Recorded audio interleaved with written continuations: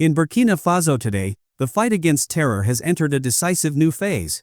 Across the eastern and central eastern regions, two coordinated offensives, Kalari and Ilgende, have shaken the very foundations of armed groups that once operated freely in the shadows. What makes these operations remarkable is not only their scale, but also the precision and speed with which they unfolded. For years, civilians lived under constant fear of ambushes, sudden roadblocks, and brutal attacks that paralyzed entire regions. Now, those same areas are witnessing a dramatic reversal.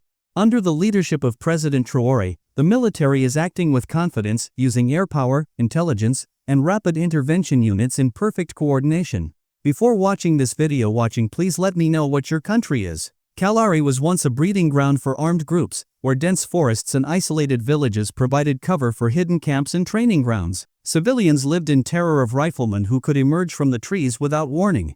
This time, however, intelligence revealed a large gathering of militants hidden beneath the trees. They thought they were invisible, but surveillance drones tracked every move. Instead of rushing blindly, the military waited for the perfect moment. Then, in the dead of night, the skies erupted. The first missile tore through the silence, followed by another that reduced the camp to ashes. Panic spread among the militants, some fled blindly, others fired uselessly into the air, but escape was impossible. Kalari sent a clear message: no camp is invisible anymore. The days of hiding under branches are over. With human intelligence and aerial strikes combined, every movement can be detected, every mistake punished. For local communities, this was more than a military victory, it was liberation. Farmers returned to their fields, families came back to abandoned homes, and a sense of security began to grow once more. In the Central East, Ilgende unfolded with equal ferocity. Militants launched an attack near Uritkin, hoping to destabilize the area.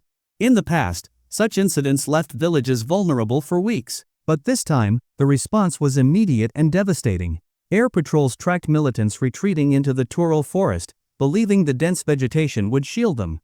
Instead, guided strikes pierced the cover, leaving no refuge. Houses long abandoned crumbled under the blasts, and survivors were relentlessly pursued. Another group ran toward Kabanga, setting up near the riverside. They thought they had escaped, but precision bombs struck the riverbank, scattering them in flames.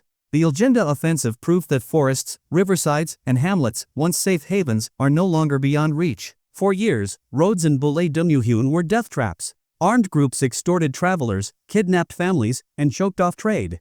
But on this day, everything changed. Militants resting beneath a roadside tree prepared to ambush the next vehicle. Just as one signaled a car to stop, a precision strike obliterated the spot.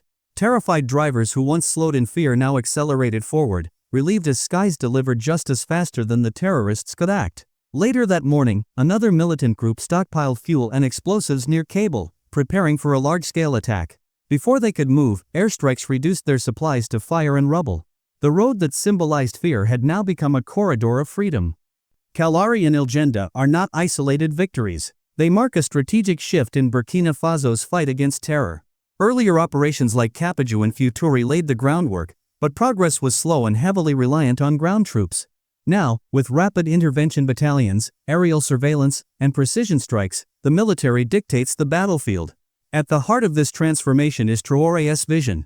By investing in new technologies, strengthening air capabilities, and training elite units, he has reshaped the army into a more versatile and unpredictable force. Burkina Faso no longer waits to react, it strikes first. For citizens, these victories restore confidence that the state can protect them. For allies across the Sahel, they serve as proof that lost territories can be reclaimed. And for enemies, they are a warning: the age of impunity is over.